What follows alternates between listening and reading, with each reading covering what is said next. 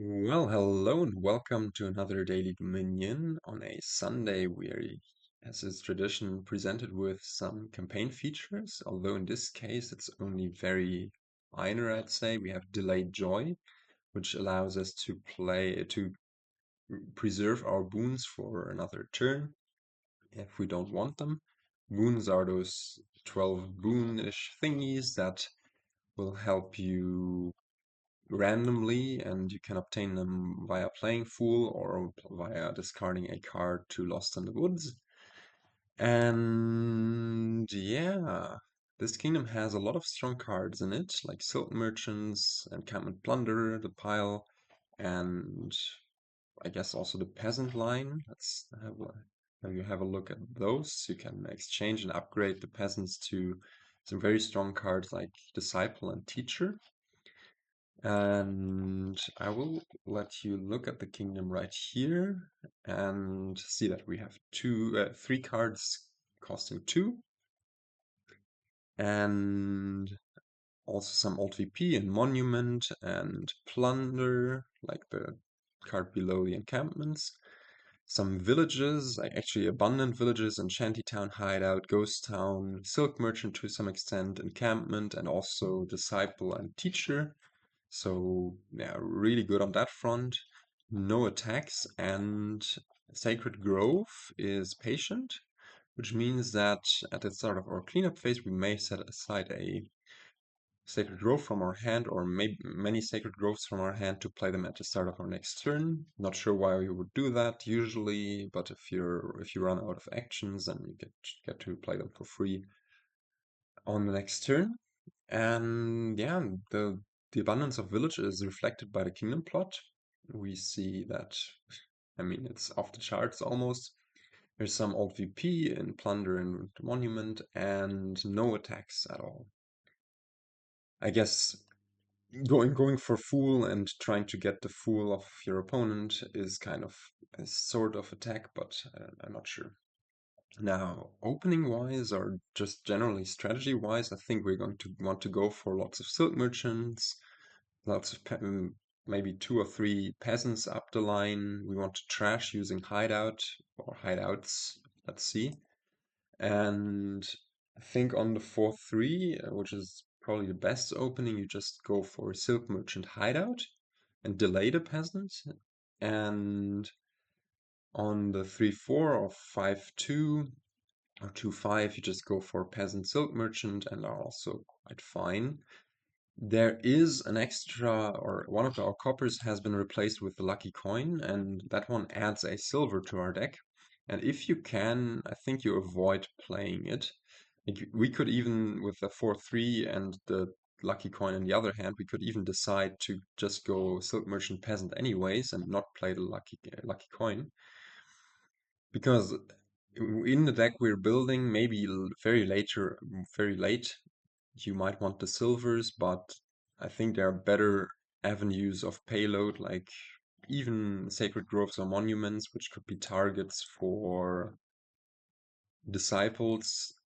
So those are better uses of your draw than anything else, and thus, yeah, probably even with this 4-3, we might go for the Silk Merchant Peasant opening, despite what I'm writing here, just because we don't have the lucky coin in this hand.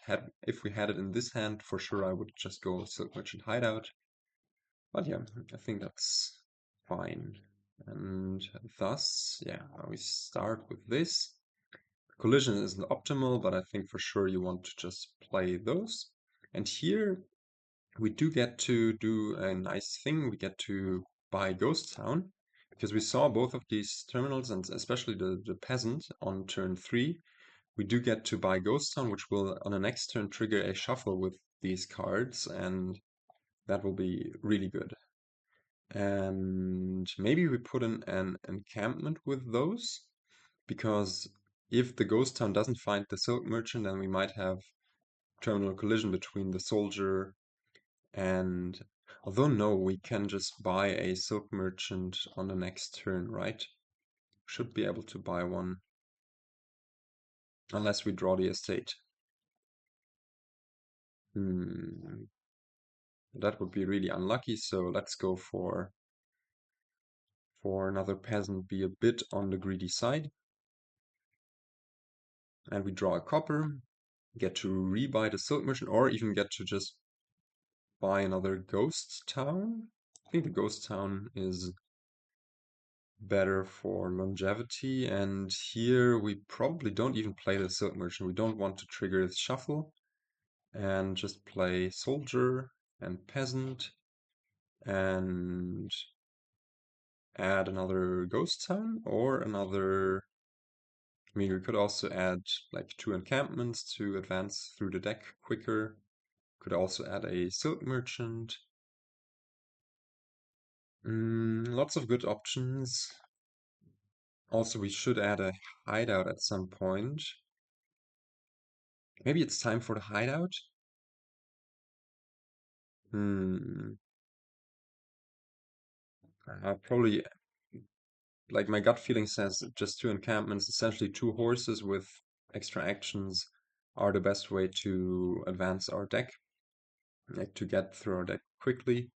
The Sun's Gift is going to be really nice, probably. We can receive it now. Discard all of this junk.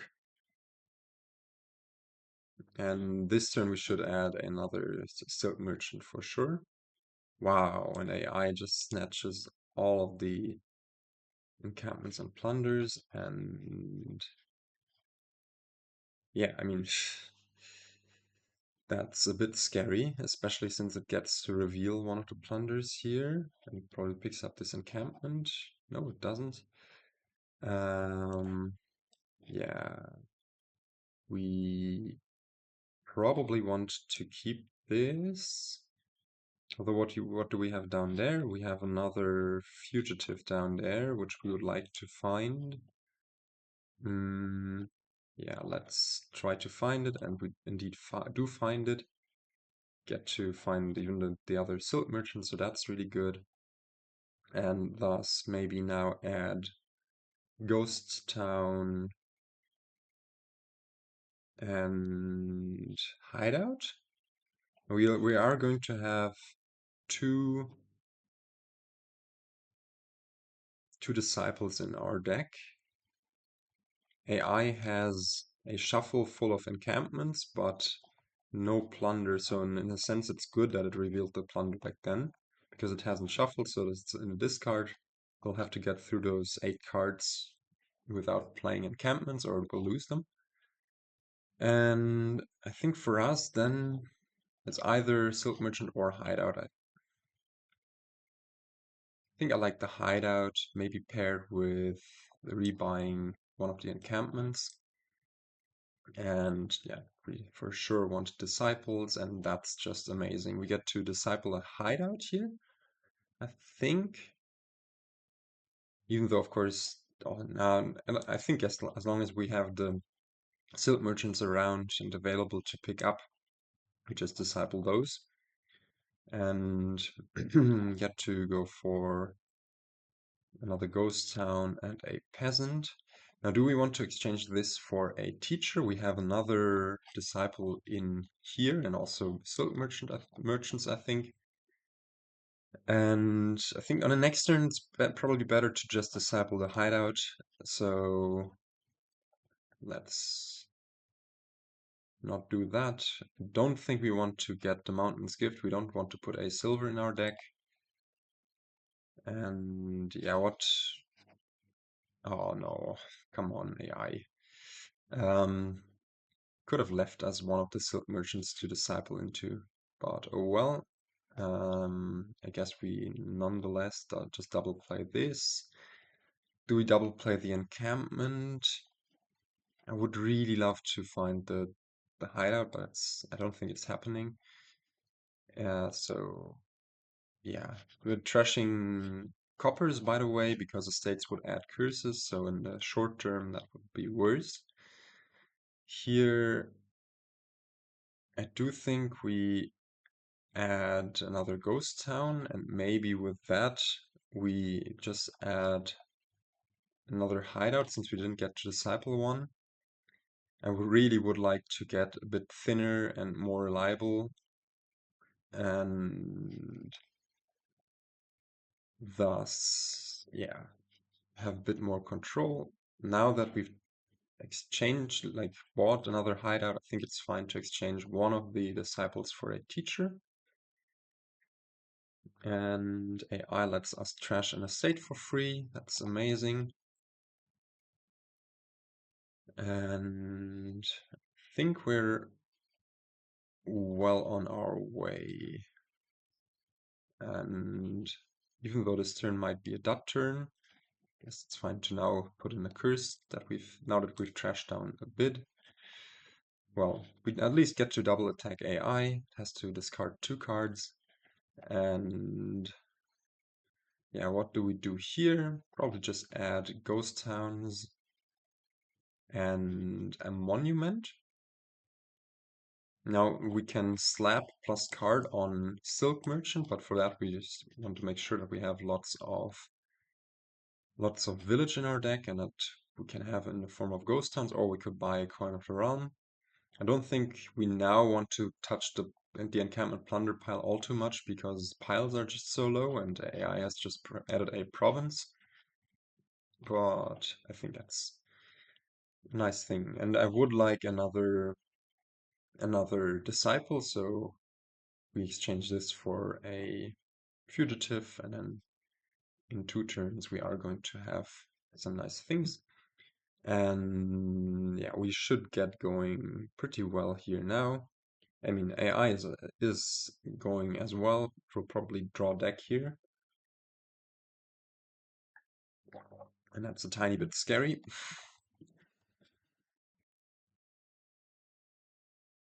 But yeah, piles are far from ending, so at least that's alright. Although, I mean, with this 9 buys, that's a win in hand. Wow. Whew, AI again missed a win against us. Wow. It had Ghost Town and 8 estates easily there. Whew. That's the second time this week AI is missing a win against us. And I wonder if we need to be a bit greedy in that we put the plus coin token on Silk Merchant instead of the plus card token. Because I mean, at this point we've thinned down a bit. I think it's a plus coin rather than a plus card. Um, maybe this will come back to bite us. I mean, okay, it kind of does. Mm, and the way we come back is unfortunately just through monument stuff. Later on we can add plus card on monuments and probably put in a Coin of the Realm. Add the 3rd disciple here and see where we go from there. AI gets rid of one of the encampments and picks up a duchy, so that's really nice to see. Let's see whether we can find our disciple, one of our disciples with one of the silk merchants. No, they decide to bottom deck. Essentially, and add a province. Do we have another silk merchant down here? If not, then might be in trouble, but at least we've got the teacher on the mat and can put the +1 card token on monument. In hindsight, I think given how bad we are drawing, it would have been much better to put the plus card on Silk Merchant. I thought we had more of them, but actually I think AI has 6. Mm, yeah, and this goes for double province. Well, it seems like we're losing this one. Um, but let's see how we'll do. I think we need to just double play this a bunch to draw through our deck. And indeed, we do draw through our deck. And 18 is, I mean, enough for double province, but not enough to close out the game. So we just add, I guess, this kind of stuff, lots of monuments and a duchy. And why not a fool at this point? Just pick up some boons and see where AI goes from here. We get to receive the River's Gift, an extra card. No, actually AI got it. Okay. Yeah, AI having just so many silk merchants is rough.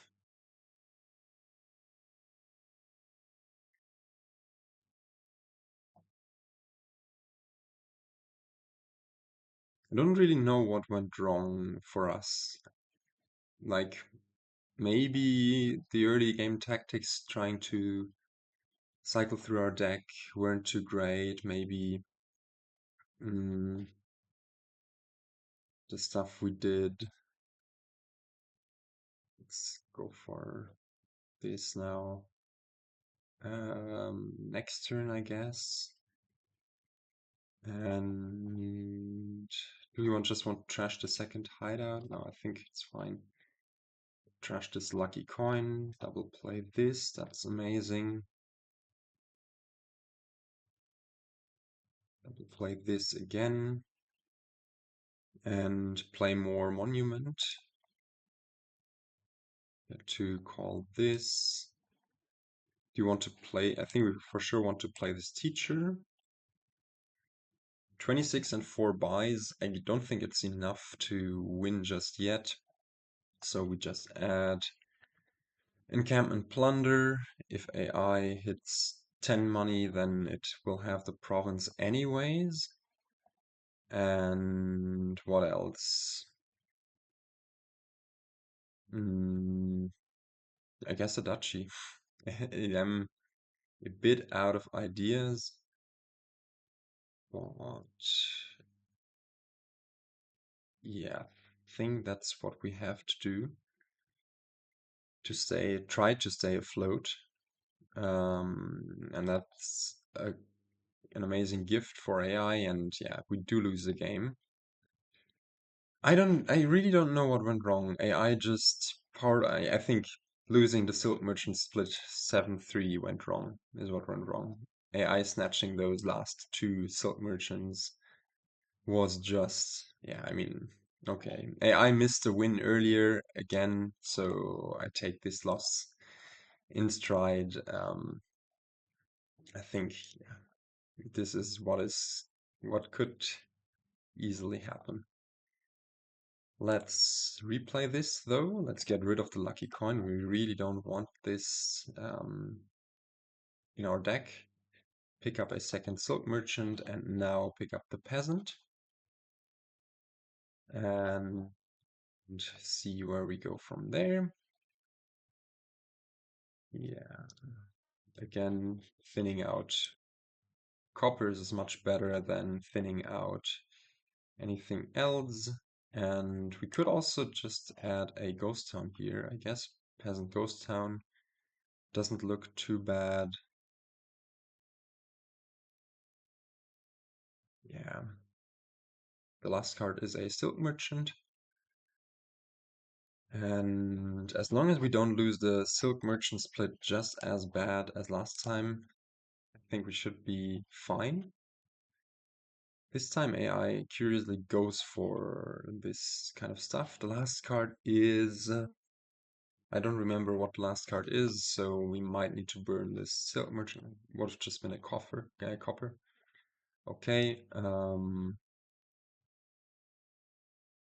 and we play this. I think we do. Adding another silk merchant and another ghost town seems solid. And yeah, there is the encampment down here, which we are going to play to trigger this shuffle with all of those nice cards. And yeah, we draw through. That's amazing. and can just add maybe Silk Merchant again and a Ghost Town and be pretty happy about our position overall. Disciple is great, having like almost 2 disciples already.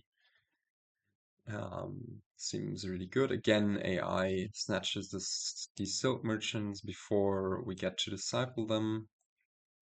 But here we might disciple one nonetheless to, although, do we even need to? We have the hideout there. I think we just play it calmly and go for peasant ghost town, add another peasant line, add the second disciple. And yeah, I think not playing that there was alright. AI also gets a disciple on its hands. And I should have played one of the Silk Merchants earlier. But oh well. We get to get and I put another peasant into the deck. And now just add encampment plunder or double ghost town. I think with the way our deck is going, we might want to just I think we do want to play with some of the plunder encampment stuff. Also, we are now going to be a slightly bigger threat to AI. I think we do not discard here to AI playing its encampments all too carelessly. So yeah, we do get to do that. Now, I still think it's fine to, at this point, to thin out our trash states for curses, even though this means that temporarily we have a not the greatest deck composition, but here I think now we are rolling much better than in the last one. And the plus buy of the Silk Merchants is just amazing because it allows us to carelessly exchange our peasants into something better. And yeah, now AI is losing its encampments.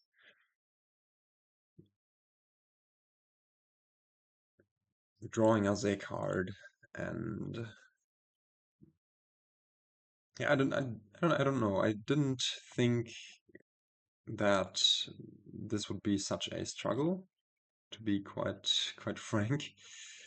But apparently it is. And do we burn some villager here, possibly, to try to keep this encampment around? Yeah, I think so. No, actually, we're guaranteed to find the plunder, and that means we can disciple this encampment. Yeah, and I think this is now completely won, even though not maybe on this turn, but yeah, as long as we don't fumble this really badly somehow, we should be able to easily win this and get to even put in another disciple. We have the teacher on the mat now, and yeah, just keep on advancing those. Mm, now, ooh, that wind's gift is going to be quite nice for AI. I think we do not need this wind's gift since we have the Silk Merchant in play. Double province here. Now triple province for us, that's 18 points, that's 27 plus 1. Triple province would win, but I don't think we have the payload. Yeah, so we really gotta be on our toes and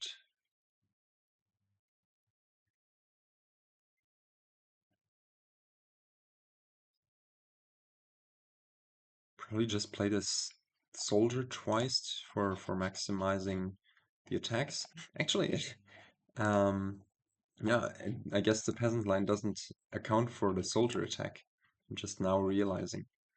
And again, we have to play this game where we try to come back from behind, I guess. Because AI is just so darn efficient in managing these early provinces. I mean, yeah. Let's draw 6 cards here. I believe play those encampments. And yeah, maybe we wouldn't have needed that, but yeah, we can just add some reliability, I guess, in double playing this hideout. Then double playing this monument. And trash another copper. Put this on the mat. And now our deck is taking shape. Can add another plunder. Double province would be really, really bad at this point. So I believe we add plunder, maybe a ghost town. And do we add a province? If AI double provinces here, it will be at 41 VP. No, I think we just go for monuments and maybe add plus action on monuments next turn. And say, okay, we're coming back via this venue.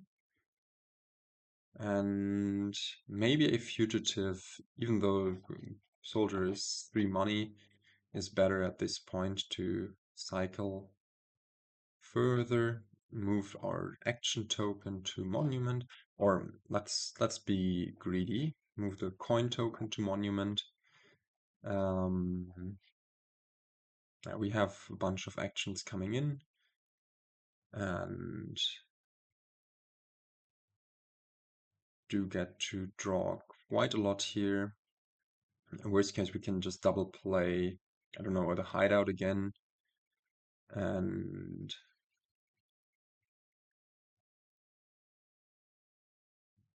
yeah, what do we do here? Do we just double play monuments? Do we double play hideouts? And if we, let's see, if we just double play monuments, then we will play this for 2 actions, this for 2 actions. We'll have 4 actions. We could trash a silk merchant for 5 actions. Mm.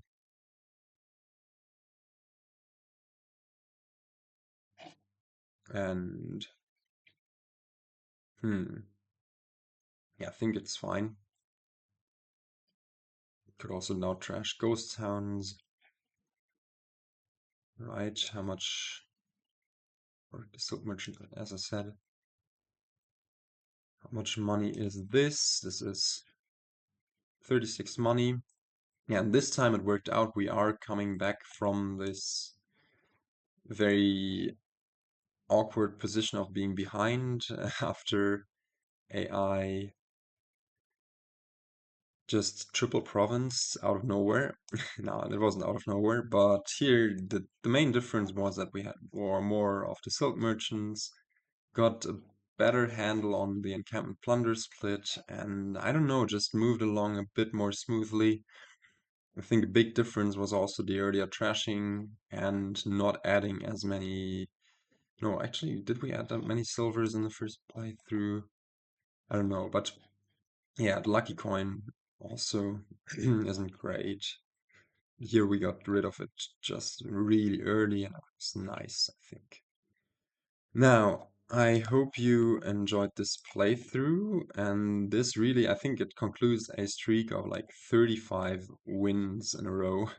I mean, the first one I didn't play, but yeah, um, it was quite a doozy of a kingdom. I did not expect to lose this one, but AI thoroughly outplayed us in the first one. and so it goes. But yeah, I will try to catch you in the next one, and until then, goodbye.